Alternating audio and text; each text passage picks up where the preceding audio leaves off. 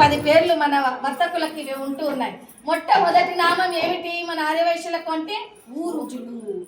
ఊరుజులు అనంటే మనకి భగవంతుని విరాట్ స్వరూపం నుంచి ఏ విధంగా అయితే జన్మించారో లలాటం నుంచి వారు బ్రాహ్మణులు. బాహు రాజన్యకృత అంటే బాహువుల నుంచి జన్మించిన వారు క్షత్రియులు.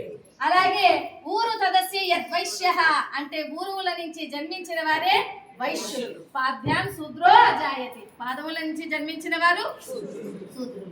అదేంటమ్మా మరి ఊరుజుల నుంచి మనం వచ్చామా అనే వైశ్యులం ఇదేంటి చెప్పుకోవడానికి ఏం బాగుంటుంది?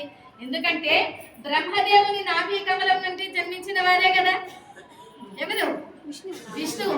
అలా నాభి కమలం నుంచినో అలా సహస్రార కమలం నుంచి అయితే చెప్పుకునే బాగుంటుంది. ఇదెందుకని ఇలాగా అంటే చూడండి, ఒక మనిషి యొక్క నడవడిక చక్కగా ఉండాలి అని అంటే శిరోభాగం కారణమా కాదు, భుజములు కారణమా కాదు, కనుక హృదయం కారణమా కాదు. వారి యొక్క శరీర అవయంలో తొడల భాగం చక్కగా కాళ్ళు చక్కగా ఉంటేనే వాళ్ళ నడవడిక చక్కగా ఉంటుంది.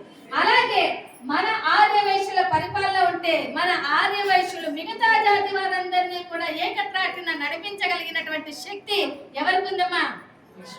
ఆర్యవైశ్యులకి ఉంది. అందుకే చూడండి, ఈనాటికి ఎక్కడైనా దేవాలయాలు కడుతున్నారంటే మొట్టమొదటిగా ఎవరు దగ్గరికి వస్తారు? చందరు కావాలి. అలాగా